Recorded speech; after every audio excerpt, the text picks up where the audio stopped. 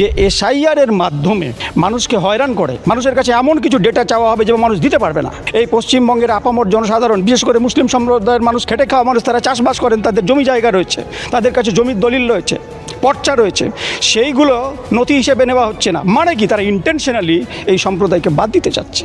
কিন্তু ভোটাধিকার হারিয়ে আমরা এই ভারতবর্ষে বাঁচতে চাই না। হয় এখানে মাথা উঁচু করে বাঁচবো, না হলে এখানেই মরতে হলে মরবো। রাজনৈতিক দল ঠিক করে দিচ্ছে যে কে কাকে ভোট দেবে। এই মূর্খ নির্বাচন কমিশন যদি সেইগুলোকে অবৈধ বলে প্রমাণ করে, তাহলে আমরা এই রকম নির্বাচন কমিশনকে মানি না, এরকম নির্বাচন কমিশনকে প্রাধান্য দিই না। আমরা রাষ্ট্রশক্তিকে নির্ধারণ করে দিতাম, কে প্রধানমন্ত্রী হবে সেটা ঠিক করে দিতাম। এখন প্রধানমন্ত্রী বলছেন কে তাকে ভোট দেবেন, কে তাকে সমর্থন করবেন আর না করবেন। তারা ভারতবর্ষের মধ্য থেকে প্রায় 8 কোটি মানুষের বৈধ নাগরিকের নাম বাদ যেতে চলেছে। 8 কোটি, সংখ্যাটা জানবেন।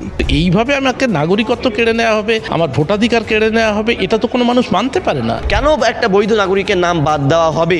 এসআইআর প্রক্রিয়া শুরু হওয়ার পর থেকেই প্রথমে আমরা শুনতে পেয়েছিলাম লজিক্যাল ডিসক্রিপেন্সি, তারপর আবার চূড়ান্ত তালিকা প্রকাশ করার পর আমরা শুনতে পেলাম আন্ডার অ্যাডজুডিকেশন। এরকমভাবে যেভাবে সাধারণ নাগরিকদের বারবার হয়রানি হতে হচ্ছে, তার প্রতিবাদ জানিয়ে আজকে আলিয়া ইউনিভার্সিটির ক্যাম্পাসে ভোটাধিকার গণ অধিকার রক্ষা মঞ্চের পক্ষ থেকে একটি বিশেষ গণকনভেনশনের আয়োজন করা হয়েছে, এবং সেই জায়গা থেকে তারা কি বার্তা দিচ্ছেন সবটাই শোনাবো আপনাদের। এসআইআরকে কেন্দ্র করে যেভাবে একটি বিশেষ সম্প্রদায়ের নাম বাদ দেওয়ার প্রক্রিয়া চালু করেছে নির্বাচন কমিশনের দপ্তরের পক্ষ থেকে, তাহলে কি কোথাও গিয়ে কি মনে হলো যে এসআইআর এবং রোহিঙ্গা, অর্থাৎ মুসলিম মানে রোহিঙ্গা?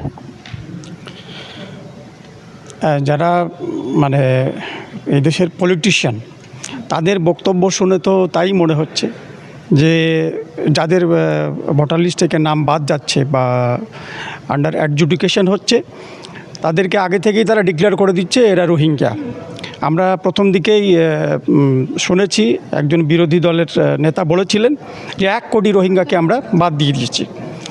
তো এইভাবে যে তারা বক্তব্য দিচ্ছেন, আর এটাকে আমরা যদি এসআইআর সাথে কানেক্ট করে দেখি, তাহলে মনে হচ্ছে এই দাবিগুলোকে বা এই রাজনৈতিক বক্তব্যগুলোকেই যেন ইলেকশন কমিশন কলমে সাব্যস্ত করার চেষ্টা করছে। আমরা এই দেশের একজন নেতার বক্তব্য শুনলাম, তিনি বলছেন, তিনি 3টে শব্দ ব্যবহার করছেন: ডিটেক্ট, ডিলিট অ্যান্ড ডিপোর্ট। মানে ঘুষপেটিয়াদেরকে প্রথমে তিনি শনাক্ত করবেন, তারপরে ভোটার লিস্ট থেকে তাদের নাম কাটবেন, তারপরে দেশ থেকে বিতাড়িত করবেন। আমার প্রশ্ন হচ্ছে যে তিনি কিভাবে ডিটেক্ট করবেন, শনাক্ত কিভাবে করবেন, আর শনাক্ত করার পর তাদের ভোটার লিস্ট থেকে বাদ দেবেন। মানে কি, তারা কি অলরেডি ভোটার লিস্টের মধ্যে এক্সিস্ট করছে? অর্থাৎ যারা 2002-এর আগে থেকে 50-60 বছর থেকে, যবে থেকে আমাদের ইলেকশন কমিশন তৈরি হয়েছে, ভোট দেওয়ার সিস্টেম শুরু হয়েছে, তখন থেকে যারা ভোট দিয়ে আসছে, ভোটার তালিকায় তাদের বাপদাদার নাম আছে, তাদের নামগুলোকে কেটে দেবে। কেটে দেওয়ার পর তখন দেশ থেকে বাহির করবে। এখান থেকে তো সেটাই বোঝা যাচ্ছে। নাহলে শনাক্ত করার কি পদ্ধতি আছে? স্বরাষ্ট্র দপ্তরের কাছে তো রেকর্ড রয়েছে যে কজন রোহিঙ্গা আছে, কজন বাংলাদেশি আছে, কজন পাকিস্তানি আছে, সমস্ত রেকর্ড আছে।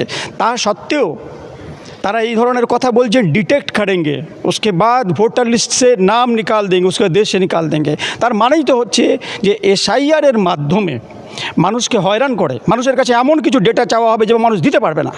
এই পশ্চিমবঙ্গের আপামর জনসাধারণ, বিশেষ করে মুসলিম সম্প্রদায়ের মানুষ, খেটে খাওয়া মানুষ, তারা চাষবাস করেন, তাদের জমি জায়গা রয়েছে, তাদের কাছে জমির দলিল রয়েছে, পর্চা রয়েছে, সেইগুলো নথি হিসেবে নেওয়া হচ্ছে না। মানে কি, তারা ইন্টেনশনালি এই সম্প্রদায়কে বাদ দিতে চাচ্ছে। জমির চাইতে, জমির দলিল বা পর্চার চাইতে বড় বড় প্রমাণ কি হতে পারে নাগরিকত্বের? যারা বিশেষ সম্প্রদায়ের প্রতি এত রাগ কেন তাদের? তাদের হয়তো তারা দেখছেন যে এই বিশেষ সম্প্রদায় তাদেরকে ভোট দিচ্ছেন না, বা তাদের যে পলিসি, তাদের যে রাষ্ট্র চেতনা, সেই চেতনার সাথে এই কমিউনিটির মেল হচ্ছে না। আচ্ছা, আপনার কথা এটা প্রকাশ পাচ্ছে যে আগে জনগণ সরকার ঠিক করতে, এখন সরকারই ঠিক করবে কে ভোট দেবে, কে ভোট দেবে। চূড়ান্তভাবে এটা সরকার বা ইলেকশন কমিশন ঠিক করছে যে ভোট দেওয়ার মানে দল ঠিক করে দিচ্ছে, রাজনৈতিক দল ঠিক করে দিচ্ছে যে কে কাকে ভোট দেবে। এটা খুব একটা খারাপ অবস্থার মধ্যে দিয়ে আমরা যাচ্ছি। একজন পলিটিক্যাল সায়েন্টিস্ট বলেছেন যে এসআইআরের মাধ্যমে সারা ভারতবর্ষের মধ্য থেকে প্রায় 8 কোটি মানুষের বৈধ নাগরিকের নাম বাদ যেতে চলেছে। 8 কোটি, সংখ্যাটা জানবেন। তাদের মধ্যে রয়েছে মহিলা, তাদের মধ্যে রয়েছে দলিত, আদিবাসী, এবং মতুয়া এবং মুসলিম সম্প্রদায়ের লোক।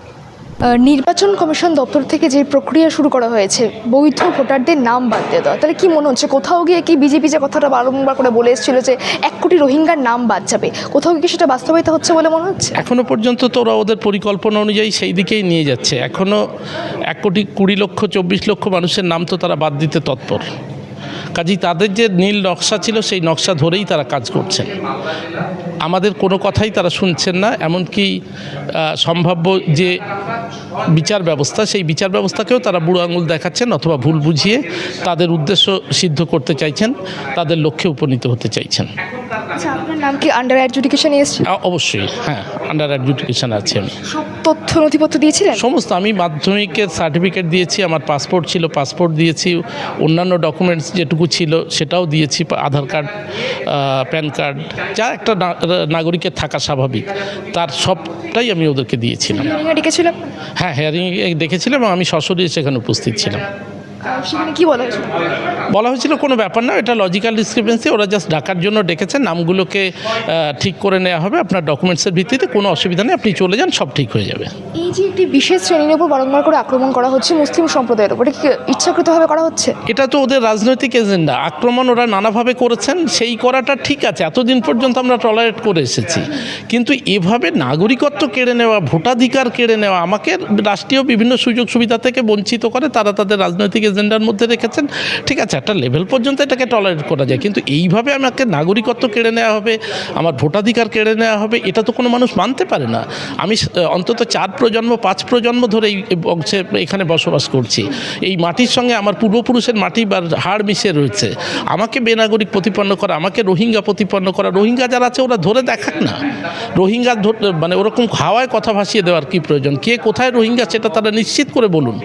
সেটা তো তারা বলতে পারছেন না। যখন নির্বাচন কমিশনকে জিজ্ঞাসা করা হলো কত রোহিঙ্গা খুঁজে পেয়েছেন, তখন তো বলছেন ওটা আমাদের কাজ নয়, অথচ তারা বারবার বলছেন 1 কোটি 20 লক্ষ রোহিঙ্গা আছে, এ আছে। ঠিক আছে, রোহিঙ্গাকে তাড়িয়ে দিন।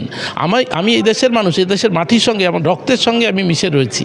আমাকে আপনি রোহিঙ্গা বলবেন, তার মানে কি? আপনি কেন বহিরাগত নন, তার কি প্রমাণ? আমি বহিরাগত কি বহিরাগত নয় সেটা আমার দেশের মানুষ বলবেন, এখানকার মানুষ। তোমার 13টা ডকুমেন্টসের ভিত্তিতে হয়, মানুষের সাক্ষ্যই হবে শেষ কথা। আমি জন্মেছি, আমার বাবা জন্মেছেন, আমার ঠাকুরদা জন্মেছেন, তার বাবা জন্মেছেন, এই মাটিতেই জন্মেছেন। আমি বিদেশি হতে যাব? আমি মানে রোহিঙ্গা হব? এই অন্যায়ের বিরুদ্ধে আমরা সর্বাত্মক প্রতিবাদ করছি এবং সর্বোচ্চ প্রতিবাদের পথে যা আমাদের পরিণতি হয় সেই পরিণতিতে পৌঁছাতে আমাদের কোনো আপত্তি নেই। কিন্তু ভোটাধিকার হারিয়ে আমরা এই ভারতবর্ষে বাঁচতে চাই না। হয় এখানে মাথা উঁচু করে বাঁচবো, না হলে এখানেই মরতে হলে মরবো। অহিংস পথে তুমি যদি আমার উপর, বুকের উপর ছুরি চালাও, বন্দুক চালাও, তোমার হাতে রাষ্ট্র ক্ষমতা আছে, তুমি অনেক কিছু করতে পারো, কিন্তু আমার অধিকার রয়েছে, আমার গান্ধীবাদ আছে। আমি সেই পথে, অহিংস পথে সর্বোচ্চ প্রতিরোধ তৈরি করব। তারপর আমার পরিণতি, আমাদের পরিণতি যা হয় হবে। বিজেপি সরকার যে মন্তব্য করে থাকে মুসলিম ইজ ইকুয়াল টু রোহিঙ্গা, এই বিষয়ে আপনারা কি বলবেন? কেউ যদি নির্বোধের মতো কথা বলে তার প্রতিক্রিয়া দেওয়া আমার কাজ নয়। রাষ্ট্রশক্তিতে যারা ক্ষমতাসীন রয়েছেন তাদের এই নির্বোধপনা দুর্ভাগ্যজনক, কিন্তু এর দায় আমি স্বীকার করব না। আগে দেখা যেত জনগণ সরকার ঠিক করতো, এখন সরকারই বলে দেবে কে ভোট দেবে কে ভোট দেবে না। এইটাই তো ভারতীয় গণতন্ত্রের সবচাইতে বড় পরাজয়। আমরা রাষ্ট্রশক্তিকে নির্ধারণ করে দিতাম, কে প্রধানমন্ত্রী হবে সেটা ঠিক করে দিতাম। এখন প্রধানমন্ত্রী বলছেন কে তাকে ভোট দেবেন, কে তাকে সমর্থন করবেন আর না করবেন। যে রাষ্ট্র ব্যবস্থা এই জায়গায় পৌঁছেছে সেই রাষ্ট্র ব্যবস্থাকে আর কতখানি সহ্য করা যাবে, কতখানি আমরা তাকে মেনে নেব, সেটার উপর নির্ভর করছে ভবিষ্যৎ, ভারতের ভবিষ্যৎ। আরেকটি বিষয় বলবো, বারংবার করে বিজেপি থেকে বলা হচ্ছে যে আপকিবার 200 পার যে প্রক্রিয়া শুরু হয়েছে, তাহলে কি কোথাও গিয়ে মনে হচ্ছে এইবারে নির্বাচনে সত্যি সত্যি তারা ক্ষমতায় আসবেন? সেটা মানুষ বলবে। তারা তো যে কোনো রাজনৈতিক দলই ক্ষমতায় আসতেই পারেন গণতান্ত্রিক পদ্ধতির মধ্যে দিয়ে, সংসদীয় গণতন্ত্রের নিয়মই তাই। প্রত্যেক দল তার মতো করে সচেষ্ট হবেন, কিন্তু মানুষকে শেষ কথা বলতে হবে, মানুষকে সিদ্ধান্ত নিতে হবে। এই রকম অসভ্যতা যারা করেন, এই রকম সহিংসতাকে যারা প্রশ্রয় দেন, এই রকম অন্যায়কে যারা প্রশ্রয় দেন, মানুষ তাদেরকে ক্ষমতায় অধিষ্ঠিত করবেন কি করবেন না সেটা মানুষকেই সিদ্ধান্ত নিতে হবে। এসআইয়ের প্রক্রিয়া শুরু করার আগে আমরা দেখতে পেয়েছিলাম বিজেপি থেকে বলা হচ্ছিল 1 কোটি রোহিঙ্গার নাম বাদ পড়বে। যে প্রক্রিয়া শুরু হয়েছে অর্থাৎ 28 তারিখে চূড়ান্ত তালিকা প্রকাশের পর আমরা দেখতে পাচ্ছি একটি বিশেষ সম্প্রদায়ের নাম বাদ যাচ্ছে এবং সেই জায়গায় তাহলে কি কোথাও গিয়ে প্রমাণিত হলো মুসলিম মানেই রোহিঙ্গা? না দেখেন, এটা একদম সম্পূর্ণভাবে ভিত্তিহীন এবং এটা এদের এক মুসলিম নিধন যে প্রক্রিয়া বর্তমান পশ্চিম বাংলায়, দেখেন এটা হচ্ছে একটা স্ট্র্যাটেজি। বিগত 2019 সালে যখন ভোট হয়েছিল বিধানসভা, তখন সেই সময় বিজেপি 70টা থেকে 74টা আসন পেয়েছিল। এখন বর্তমানে বিজেপি কি চাইছে, যে কোনো প্রক্রিয়ায় বাংলাটাকে তারা দখল করতে চাইছে এবং যেখানে যেখানে মুসলিম অধ্যুষিত, বিশেষ করে মুর্শিদাবাদ, মালদা, উত্তর দিনাজপুর এবং বিশেষ করে যে সমস্ত বুথেও মুসলিম অধ্যুষিত একচেটিয়া যাদের নাম হিয়ারিং এসে সবার নাম আন্ডার অ্যাডজুডিকেশন, অর্থাৎ বিচারাধীনের আওতায় রাখা হয়েছে। এবং আপনি যদি লক্ষ্য করে দেখতে পাবেন, বিহারেও কিন্তু এমনটা হয়েছিল। বিহারে এমনটা হওয়ার পরে তারা ভোট দিতে পারেনি, ঠিক তেমনভাবে বিজেপি একচেটিয়া একদম ভোট পেয়ে জিতে নিল, বিহার দখল করে নিল। তারা 10,000 টাকা করে মহিলাদের অ্যাকাউন্টে দেবে বলেছিল, যার জন্য সমস্ত মানুষ খুশি হয়ে গিয়েছিল, পরবর্তীতে সেটাও বন্ধ করে দিল। ঠিক আছে, ঠিক তেমনভাবে পশ্চিমবাংলায়ও এই যে এত বৃহৎ পরিমাণে 60 লক্ষ মতন মানুষের যে আন্ডার অ্যাডজুডিকেশন, এই বৃহৎ সংখ্যক মানুষের মধ্যে অধিকাংশ 99% সব মুসলিম, মানে একচেটিয়া মুসলিমদেরকে বাদ দেওয়া হয়েছে। তাহলে দেখেন, আজকে ভোটার কার্ড, আধার কার্ড থেকে শুরু করে জমির দলিল, পাসপোর্ট, এই সমস্তগুলো তো একটা রাষ্ট্র আমাদের পরিচালনা করতে গেলে এই সময় একটা রাষ্ট্র আমাদেরকে নাগরিকত্ব প্রমাণ করে। আজকে সেইগুলো যদি এই নির্বাচন কমিশন, এই মূর্খ নির্বাচন কমিশন যদি সেইগুলোকে অবৈধ বলে প্রমাণ করে, তাহলে আমরা এইরকম নির্বাচন কমিশনকে মানি না, এরকম নির্বাচন কমিশনকে প্রাধান্য দিই না, আমরা ছুঁড়ে ফেলে দিই এরকম ব্যবস্থাকে। আমাদের এখনও পর্যন্ত সুপ্রিম কোর্ট ভরসা আছে, আমরা কোর্টের উপরে আস্থা রাখি, কিন্তু এই বিজেপির উপরে আমাদের কোনো আস্থা নেই। না নির্বাচন কমিশন যা বিজেপির দালাল, এদের উপরে কোনো আস্থা নেই। কারণ যদি যে সরকার তারা নিজেরাই যদি আধার কার্ডকে পরিচালনা করে নাগরিকত্বের বৈধতার জন্য, পাসপোর্ট সব থেকে বড় প্রমাণ, জমির দলিল বিগত দিনের 2048 সাল 47 সালের সেসবগুলোকে তারা যদি অগ্রহণযোগ্য করতে পারে, আমরাও এরকম নির্বাচন কমিশনকে মানি না, আমরাও ভোট বয়কট করবো যতক্ষণ না পর্যন্ত এই 60 লক্ষ মানুষের নাম ভোটার তালিকায় না আসবে। আর দ্বিতীয়ত একটা ছোট্ট গল্প বলি, সেটা হচ্ছে আমার বড় দাদিমার বয়স এই 107 বছর, যার কাছ থেকে আমাদের বাড়ি প্রায় 35 থেকে 60টা ফ্যামিলি, তারা সকলে তার কাছ থেকে স্বাধীনতার গল্প শুনেছে, কীভাবে গোলা বারুদ যেত, কীভাবে অ্যাটাক হতো। আর সেই মানুষটা পড়ে আছে, মানে ভীষণ সজ্জা, এখন অনেক বয়স হয়ে গিয়েছে, সেই মানুষটার নাম পর্যন্ত আন্ডার অ্যাডজুডিকেশন, তাকে পর্যন্ত হিয়ারিংয়ে গিয়ে লাইনে গিয়ে দাঁড়াতে হয়েছে। আপনি ভাবতে পারছেন যে বর্তমান বাংলার পরিস্থিতি কোথায় যাচ্ছে?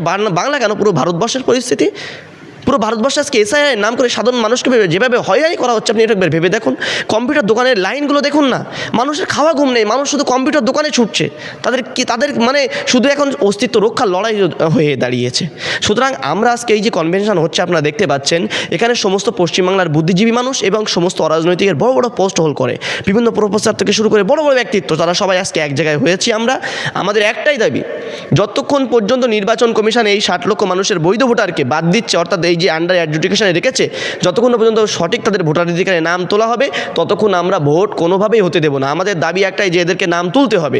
কেন একটা বৈধ নাগরিকের নাম বাদ দেওয়া হবে, আর কেন এত পরিমাণে মুসলিমদের নাম বাদ দেওয়া হবে? তাহলে কি এটাই যে মুসলিমদেরকে যে কোনো পরিমাণ যেমনভাবে মব লিঞ্চিং করা হচ্ছে বাইরের রাজ্যে, বিজেপি কোনো কথা বলছে না, নির্বাচন কমিশন কোনো কথা বলছে না, তারা কি চাইছে যে আগামী দিনে এই পশ্চিমবাংলায় যতগুলো মুসলিম আছে তাদেরকে একদম একঘরে করে রাখা, তাদেরকে মেরে ফেলে দেওয়া, তাদেরকে ডিটেনশন ক্যাম্পে নিয়ে দিনের পর দিন অত্যাচার করা, আসামের মতো? যেমনভাবে আসামে 19 লাখ মানুষকে স্বপ্ন দেখানো হয়েছিল হিন্দু মুসলিম দিয়ে যে আপনাদেরকে কিচ্ছু হবে না, সেই আসামে 19 লাখ মানুষ আজও পর্যন্ত হয়রানি হচ্ছে, তাদেরকে ডিভোটার করে দেওয়া হয়েছে। ঠিক তেমনভাবে যতক্ষণ পর্যন্ত নির্বাচন কমিশন এই 60 লাখ মানুষকে বিচারাধীনের আওতা থেকে উঠিয়ে ভোটাধিকারে সঠিক বৈধ ভোটার বলে গণ্য না করবে, আমাদের এই আন্দোলন আরও বৃহত্তর চলবে। আগামী দিনে আমরা গণ আন্দোলনের প্রস্তুতি নেব।